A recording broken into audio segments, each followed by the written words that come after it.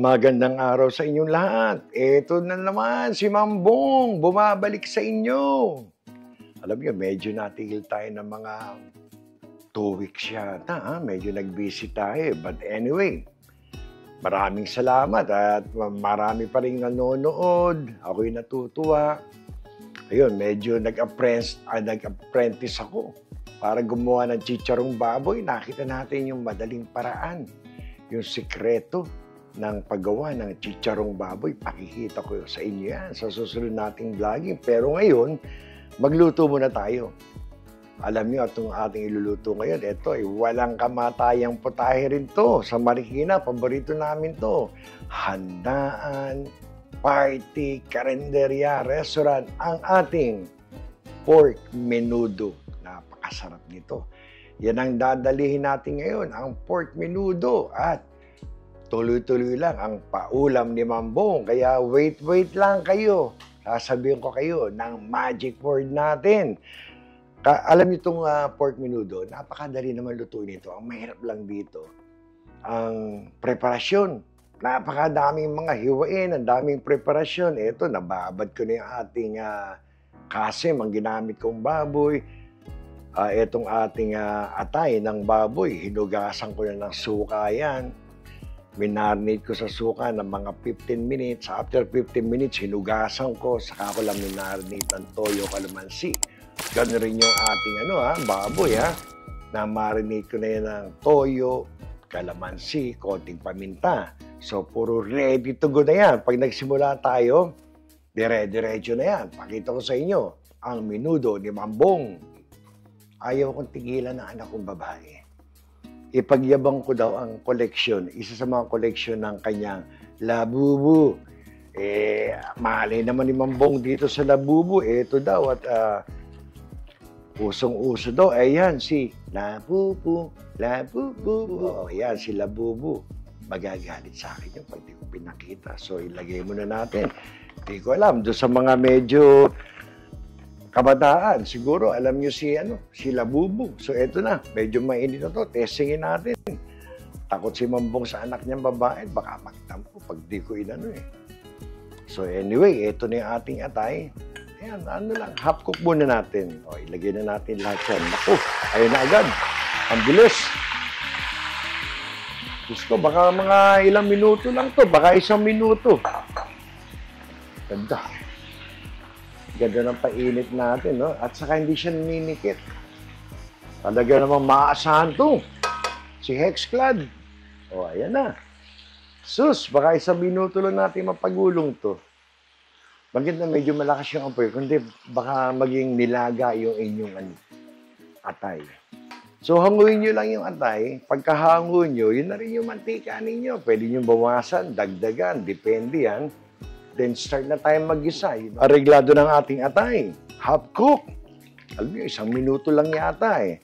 So anyway, nakita nyo ba yung diniretso ko lang yung apoy, nakita nyo yung mga tira-tira ng atay. Naku, lalasa yan. Parang liver spread no? So ito yung mantika natin. Natira siguro mga 3 tablespoon to. Ayan half cup na bawang. Half cup natin. Sarap yan. Parang umitim yung aking bawang dahil doon sa mga katas ng atay. So medyo tatimingan natin ang pag-brown yan. Kaya medyo ispat-ispatan nyo lang O yan. Ako alam ko brown na to Naaamoy ko na kasi. Medyo nakakalito dahil yung katas ng atay Ayan na. 1 cup na sibuyas. Hiniwa ko lang ng medyo dinice ko lang ng konti. Lagay natin dito. Na. So, dating gawin, medyo gagawin nating translucent yung ating sibuyas. Then, sasangkot na natin yung ating binabad na pork. Konting halo, pagulong, then ilalagay na natin yung ating pork. Areglado ang sibuyas. Lagyan natin para ang ganda sa mata at may konting lasa itong ating atsuete powder, annatto powder. Lagyan natin. Bago natin ilagay yung ating babi na binabad natin, lagay natin dito yan. Ayan na. Medyo mamumula ng konti yung ating menudo. Kaganda sa mata. Talaga namang para kang gaganahan. Wala tayong ibang templada, kundi yung toyo na ginamit natin doon. Kaya, lalagyan ko lang konting, siguro mga 1 tablespoon muna na patis. Ito, gusto ko to. Masarap din to, itong Vietnamese na patis. Naubusan ako ng ating isang ginagamit ko, pero to masarap din. O, 1 teaspoon muna. Madali namang magdagdag. Okay. Ayan. Ika nga ni Bolelay ng aking nanay, lagi mong igigisa ang iyong patis para masarap. O, ayan. Amoy na amoy agad ang patis. Bango. Alam nyo, bago ko ilagay yung aking baboy na minarinate, bibigyan ko kayo ng unang magic word. Hihintayin nyo na lang yung pangalawa para doon sa mga bago nating mga miyembro. Ang first magic word, iduduktong nyo lang. Yung second, padala nyo lang sa messenger. Pasok na kayo. Pero again, follow kayo sa aming Facebook at mag-subscribe kayo sa aming YouTube para official pag kayo nanalo. O, eto na.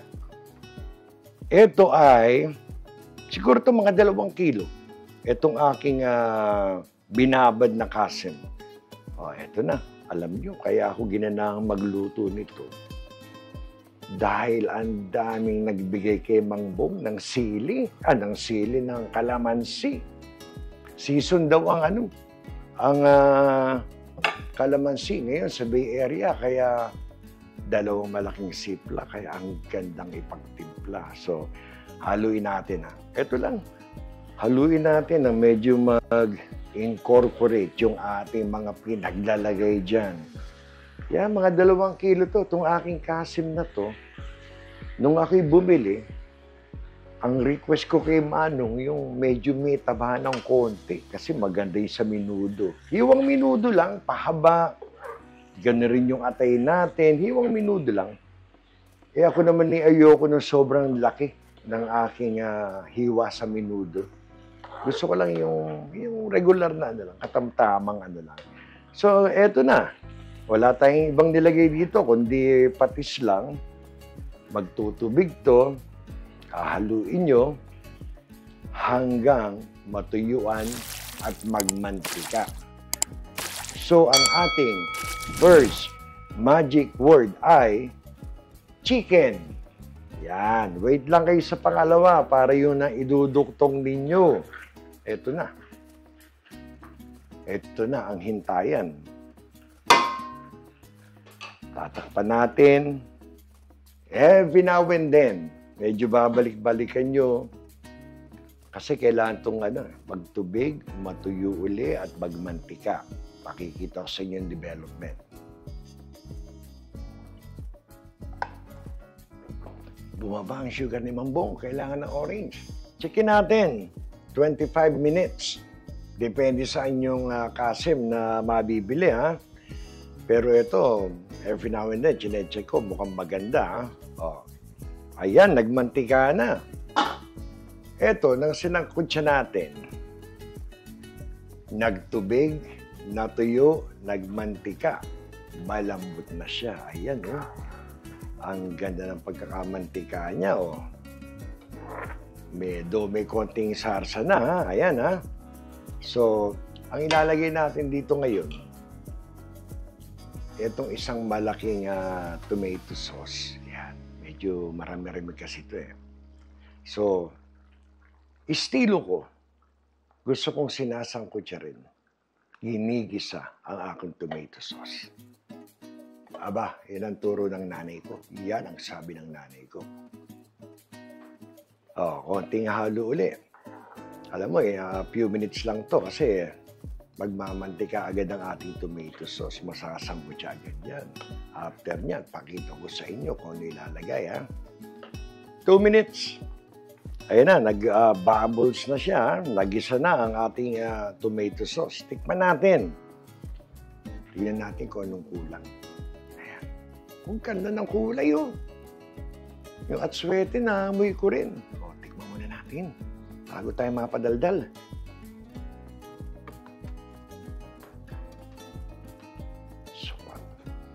lasang-lasa ko yung kalamansi. Iba talaga ang kalamansi sa lemon. Ang sarap.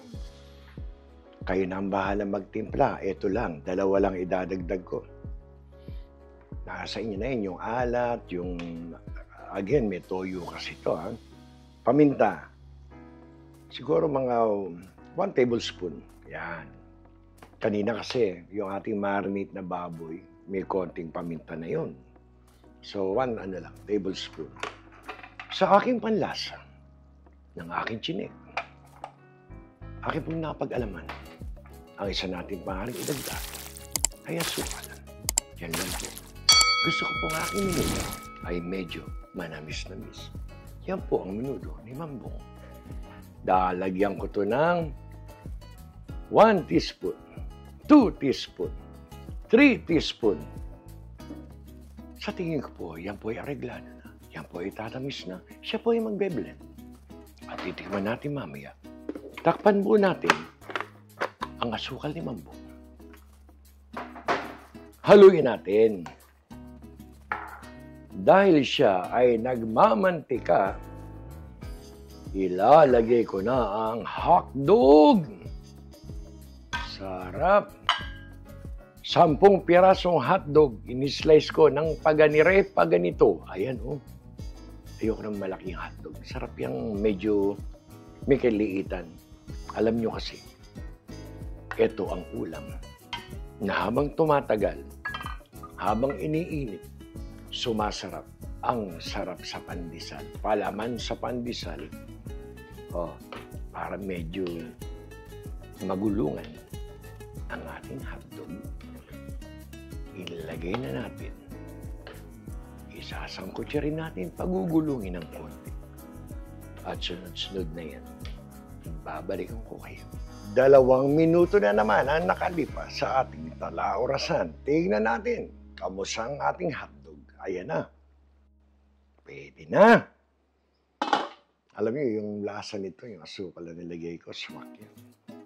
Ano ilalagay natin? Kala niyo ba itong pasas, madaling maluto? Yan ay half cup na raisins. Gusto ko may raisins lagi. Aking minuto, half cup. A little more than half cup. Kailangang maluto rin yan para umalsa. Tapos lalasa yung tamis ng raisins. Panalo. Anong mahirap lutuin dito susunod? Ito muna. Pwede na natin ilagay ang ating half cook na pork liver. Alam nyo, ang bango ng ating pork liver. Walang lansa. Lagay natin dito. May iba lasa niyan. Walang pinagkaiba yan. Yung iba nga naglalagay ng liver spread. Pero ito, parang mala-liver spread na yan. Haluin lang natin yan ng konti. I-blend natin.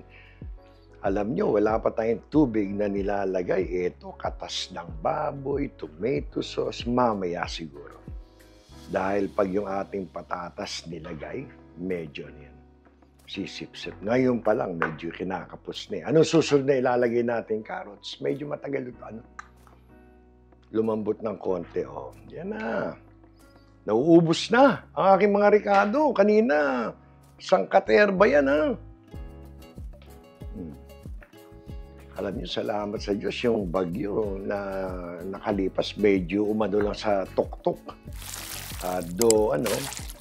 Marami rin medyo naapektuhan, pero pasalamat tayo sa Diyos at hindi ganun napuruhan na naman tayo. So, ingat-ingat lang. Marami pang darating ng mga ganyang bagyo at ulan. Basta laging handa lang. Boy Scout. Ayan na. Alam nyo, bibigyan ko lang ito ng mga another 2 minutes. Salagay ko na patatas. Malapit na tayo maluto. Okay? Ito na ulit! Parang 2 minutes lang yun. I-head start lang natin yung Naku, nagmamantika. Continuous. Kaganda. Tingnan natin. Ayan Ayan Nagmamantika. Ang ganda. Yan ang gusto ninyo. Nagkakaroon ng ibang lasa yan. Pag nang uso yung ating mga toyo, mga ibang Ricardo, kasarap. Okay ng ating carrots. Medyo naka-head start sa ating patatas. Dinrain ko na to. Kaya na bahala kung gano'ng karaming patatas ang gusto nyo. Ito ang aking ratio sa parang 2 kilong kasim eh. Ito eh, 3 may kalakihang patatas. Yan. Yan, makita nyo. Hiwang minudo uli. Yan naman alam nyo naman lahat yan kung paano yung mga hiwang minudo. Pero alam nyo, sumisip-sip na to. Nauubusan na ng sarsa. Ayan Dadagdagan na natin ang sabaw to. Okay, tingnan natin kung gaano karami. Ito ay 3 cups. Tingnan natin 2 cups muna. Ayaw naman natin sobrang labnaw ng ating menudo. 2 cups ang aking nilagay. Kaya na ang tumansya.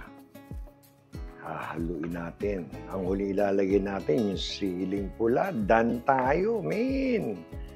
Bogchi-bogchi na to. Haluin natin. Kayo na balang tumansya kung gaano karaming tubig ang ilalagay nyo.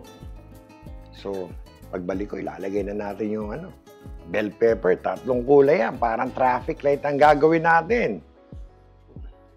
Eto na, tingnan natin kung malambot ng ating patatas. Sa tingin ko areglado na. Ganda na, wala nang kanto yung mga patatas eh. Ito yung aking sinasabing traffic light. Ayan, medyo orange, green, at saka red bell pepper. Ayan. Nakagawian ko kasi sa bandang huli ko nilalagay.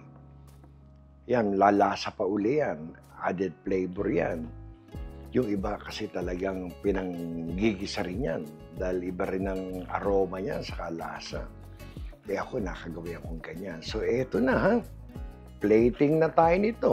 Halu-huluin ko lang to. Bibigyan ko to another minutes. Pagbalik ko, plating na tayo. Kaganda ng ating menudo. Ayan na.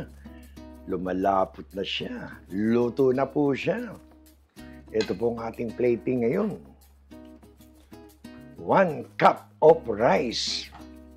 Hindi naman masama. Ngayon lang naman. Normally, half cup. Pero pwede naman siguro. Kagandang tignan, Saka lalagyan niya ng menudo on the side, Ganyan, Ayan, Nako. Ayan na. Mambong, lagyan niyo naman ng sarsa sa ibabaw. Relax lang. Eto, Ayan, nilagyan pa ng sarsa sa ibabaw. Ayan, Ayun, Ay, naku, sarap. Lagyan ko pa ng konti, baka mabiti si Mambong. Ayan Lagay natin dito. Ayan po ang pork menudo ni Mambong with 1 cup of rice. Panalo po, sarap nito. Lapag natin dito. Pero alam ko, kayo ay naghihintay ng pangalawang magic word. Ang pangalawang magic word na idudukto yung una at ito ay inasal. Again, sa Messenger lang po. Huwag po kayo mag-comment sa Facebook. Through Messenger, follow the FB, subscribe sa aming YouTube. Pasok na kayo, official kayong pasok pag kayo nanalo. So, muli, isa na namang mapagpalang araw para sa inyo pong lahat. Salamat sa Diyos. Tayo po'y may napakasarap na pork menudo. Hanggang sa muli, kayo po'y kaingat. Salamat.